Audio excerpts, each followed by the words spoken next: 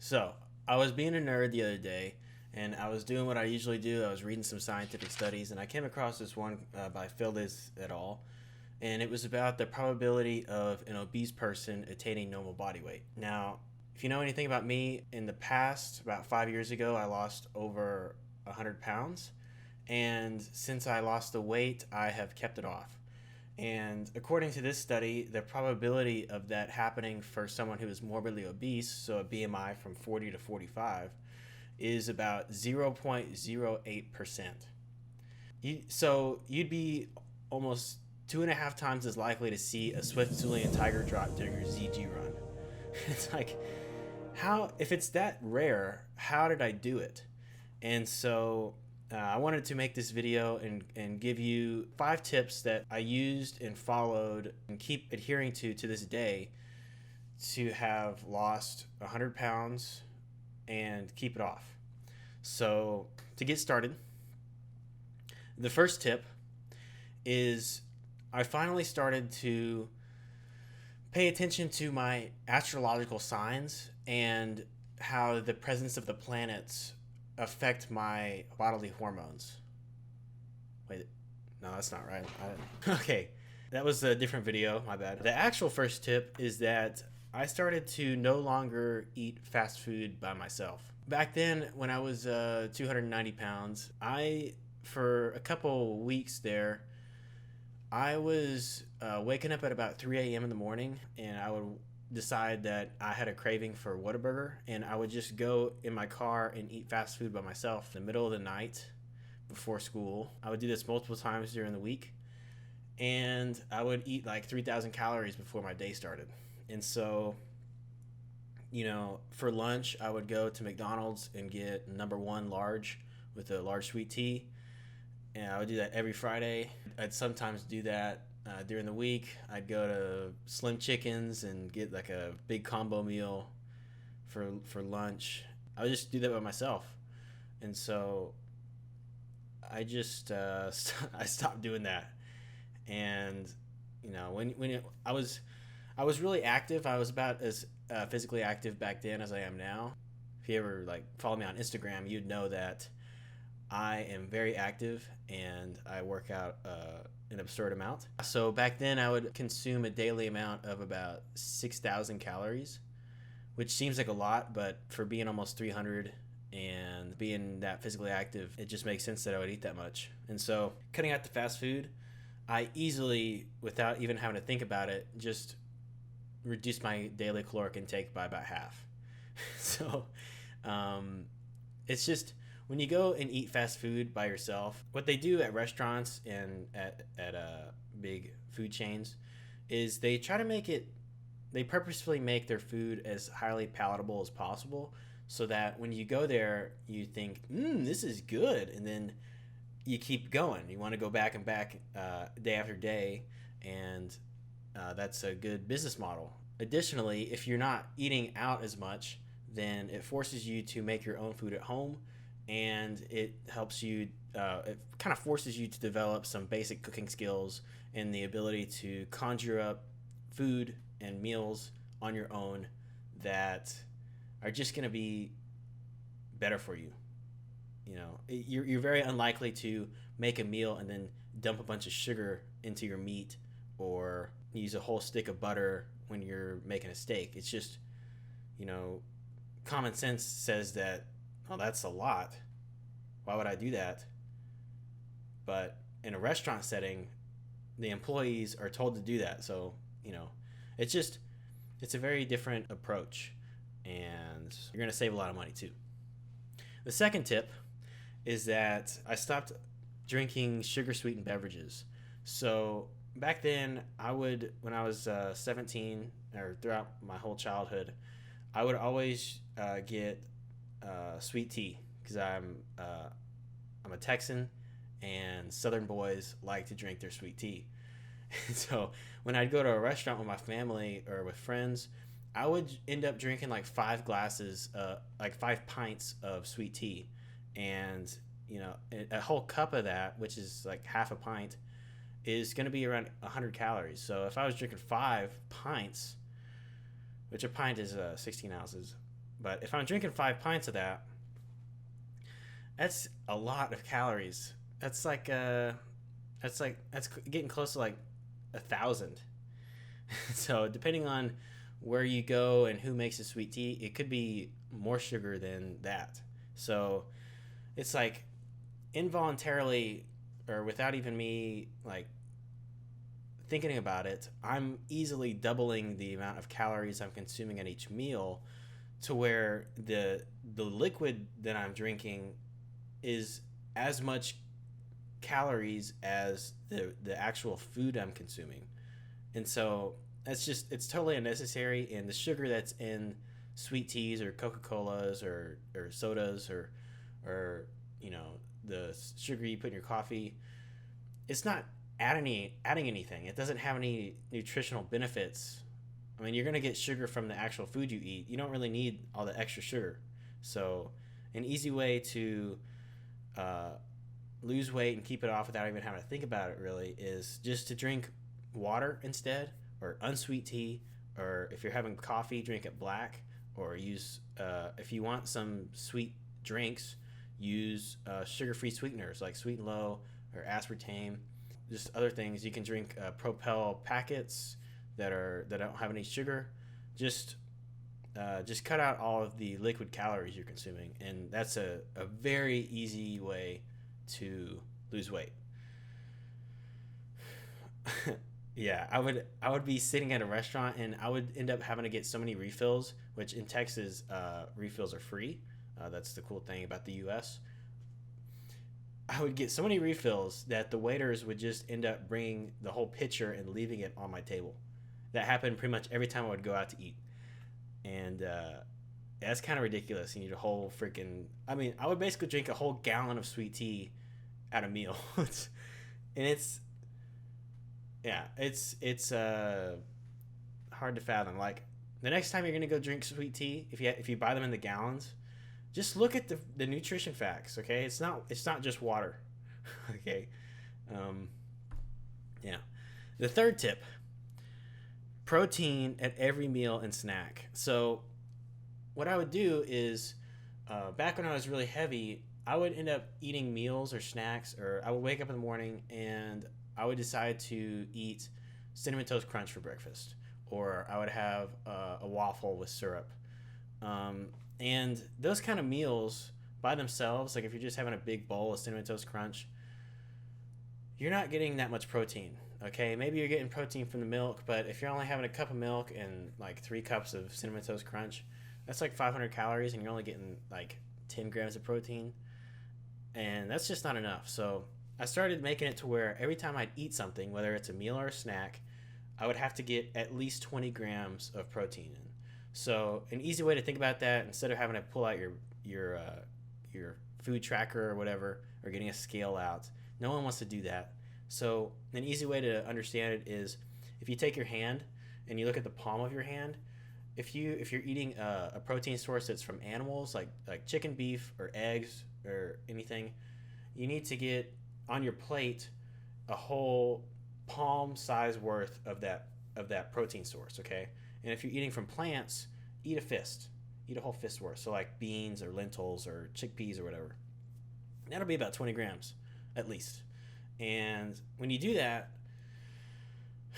protein has this effect. It's called being highly satiating. Okay, which just means that it's going to make you feel full. And protein, when it's in your body, when you consume it, it releases a bunch of hormones that help you regulate the amount of food you consume. Right, so it's going to help you regulate and portion control your meals. And what it does is it makes you not as hungry. So, when you're losing weight and you apply these tips, if you're actually seeing weight loss on the scale and you're losing fat, you're gonna feel hungry. Okay. From experience, when I lost 100 pounds, I was hungry for a whole year. And it's just about trying to make the hunger less noticeable.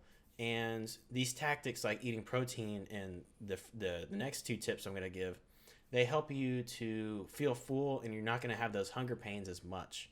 Okay, but you just if you are losing weight and you're in a similar situation that I was in, where you got to lose like 80, 100, 200, maybe 300 pounds, you're just you're gonna have to get used to the feeling of hunger, and you got to understand that as you lose the weight, you're not gonna feel that for the rest of your life. Okay, once you get to your new set point and you're done losing weight and you're satisfied, and you do it for the right health reasons, uh, if you stay at that new weight for long enough, your body will get used to it, and then you're not going to feel as like hungry, and it's not going to be as much of a problem. If I'm eating a snack or a meal, 20 grams of protein at least, and that ends up to being, if I'm eating 3 or 4 meals and a snack in a day, that averages out to about 80 to 100 grams of protein a day, which is actually the recommended protein intake for most healthy adults.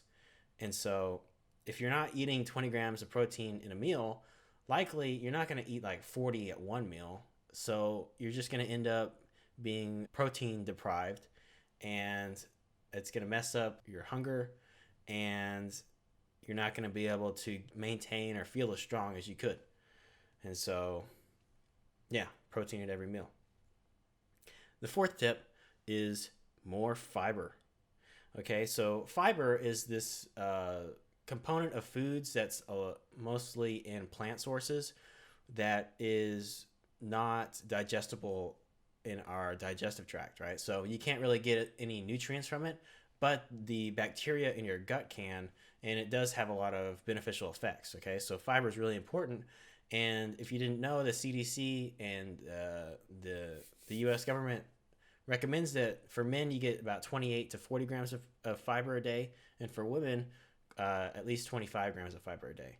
And what it does is when you get fiber in, it makes you feel full, right? So like I was saying, you're going to feel hungry if you're losing weight. It's just unavoidable. And if you're eating a lot of fiber, it's going to expand your stomach and release satiety hormones, right? So this thing called leptin, it's going to make you feel full, and you're not going to be hungry during that time that you have fiber in your system. And so, fiber is available in plant sources, like I said. So that meant that I had to eat more fruits and vegetables. That's the best way to get your fiber in. And an easy way to do it is to, instead of having to track 28 to 40 grams of fiber, like what is a gram? How much does that look like? I don't know. An easy way to do it is just to eat fruits and vegetables 5 times a day. Okay, so every time you eat a meal, it should have some source of fiber. So breakfast, eat a fruit. Lunch, eat a fruit. For your snack, eat a fruit or a vegetable. And for dinner, eat 2 servings of vegetables. Boom. Easy. Not a problem. Every time you eat, try to get some fiber source in. If you're eating a protein bar for a snack, get the protein bars that have fiber in it. Okay. If you're eating like some chips or whatever, that's okay. Just get the chips that have it should say dietary fiber, and it should have an amount. If it has no fiber, like Cheetos or Doritos or anything that ends in O's, typically that doesn't have any fiber in it, and it's just basically sugar. So sugar and fat. So those wouldn't be good. So choose the sources that have fiber. Fiber is great. Eat more fiber. The 5th tip is walking every day. So when I started losing the weight back in 2017, I was at a point to where my regularly scheduled cardio sessions for competitive sports was coming to an end, right? So I was no longer playing football or basketball or wrestling or anything, and I needed to come up with a way to keep up my physical activity without being told to do so by a coach. So what I did was I decided to get up every morning and walk for 3 miles. And so 3 miles, if you're walking it, it's going to take about an hour. And if you're slow like me, but you could easily do that in less than 30 minutes if you're running or jogging. So what I would do is I would get up at 5 a.m. before school. It's pitch black, and I would use that time to go on a walk around the neighborhood, and I would be productive. So I'd listen to podcasts, or I listen to audiobooks, or I would read or do my homework assignments that I needed to do, and I would use that time to become productive or creative. At the beginning, when you do something like that, walking every day, at the start, it's not going to be fun. It's going to be a challenge. You're going to be waking up. You're going to be thinking, God dang, I just want to go back to sleep. But eventually, you get to the point to where it's it feels rewarding, and it's a part of the day that you look forward to. And if you're routinely walking at the same time every day, especially in the morning at 5 a.m., it's going to force you to have a good sleep schedule, because you could pull an all-nighter one day and still get the walking in. But if you do that continuously, you're going to fall off the track, right? But if you're consistently being able to wake up at least 4 out of 5 times during the week to go on a walk in the mornings, then it's really going to help you have a good routine. And routines are what help you make progress, especially in terms of health and fitness.